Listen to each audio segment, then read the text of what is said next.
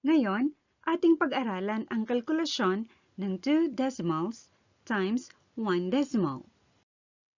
Sa halip na i-align ang mga bilang ayon sa posisyon ng mga digit, iayon ang pag-align ng mga bilang sa pinakahuling numero ng bawat numerical value.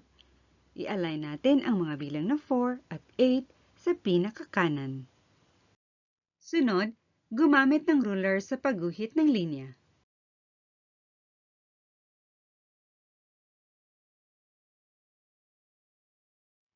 Sunod, tayo magkalkula. Ang 8 times 4 ay 32, kaya isulog natin ang umangat na bilang na 3 at isulat ito ng maliit sa bandang itaas ng pangalawang parisukat mula sa kanan. Isulat natin ang 2 sa unang parisukat mula sa kanan. Ang 8 times 1 plus 3 ay 11. Guhitan ng diagonal na linya ang iniangat at isinulat na maliit na 3 sa pangalawang parisukat mula sa kanan. Isulong natin ang umangat na bilang na 1 at isulat ito ng maliit sa bandang itaas ng pangatlong parisukat mula sa kanan. Isulat naman ang 1 sa pangalawang parisukat mula sa kanan. Sunod, ang 8 times 2 plus 1 ay 17. Guhitan ng diagonal na linya ang iniangat at isinulat na maliit na 1 kanina.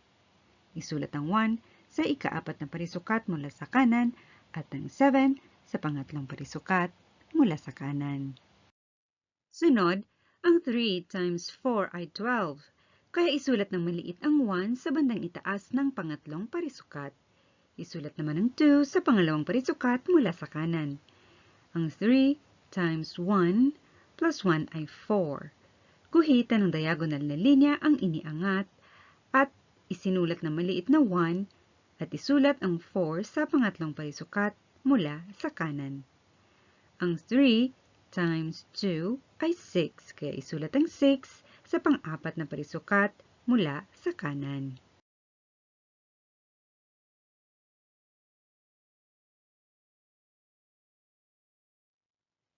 Sunod, idagdag natin ngayon ang mga bilang mula sa kalkulasyon kanina.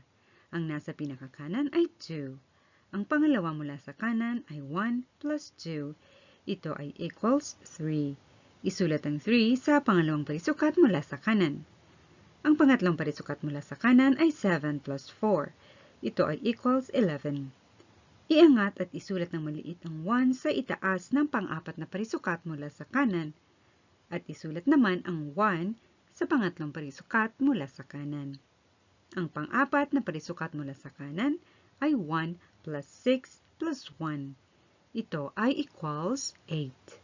Guhitan ng diagonal na linya ang iniangat at isinulat na maliit na 1 at isulat ang 8 sa pang-apat na parisukat mula sa kanan. Sunod, isulat ang decimal point sa resulta ng kalkulasyon. Ang bilang na 2.14 ay isang bilang na may hundreds. Ang 3.8 ay isang bilang na may tenths. Para malaman ang posisyon ng decimal point sa sagot, i-add natin ang mga decimal places. Ang 2 plus 1 ay 3 decimal places. Kaya, ang sagot ay magiging isang bilang na may 3 decimal places. Sa makatwid, ang sagot ay isang bilang na may thousands.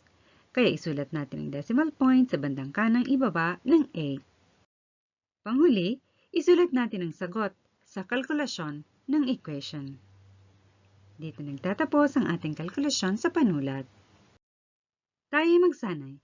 Pindutin pansamantala ang pause icon at ating lutasin ang katanungan sa pagsasanay. Pindutin ang play icon kapag nasagutan ninyo ang katanungan at markahan ng bilog. Ngayon, magtugma tayo ng sagot. Number 1, 2.65 times 3.7.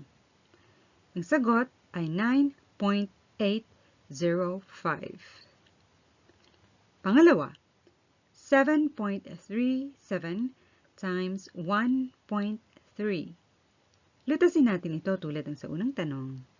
Ang sagot ay 9.581.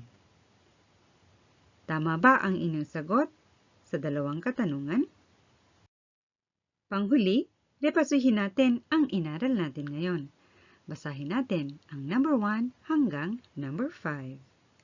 Sa number 1, iayon ang pag-align ng mga bilang sa pinakahuling numero ng bawat numerical value. Number 2, gumamit ng ruler sa pagguhit ng linya. Number 3, magkalkula.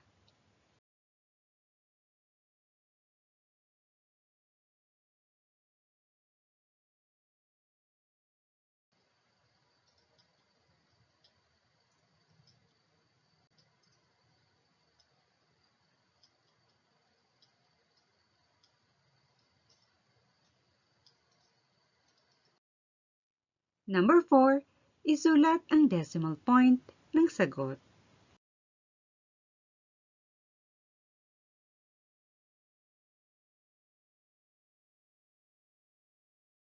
Number 5, isulat ang sagot. Ito ang katapusan ng ating pag-aaral sa araw na ito.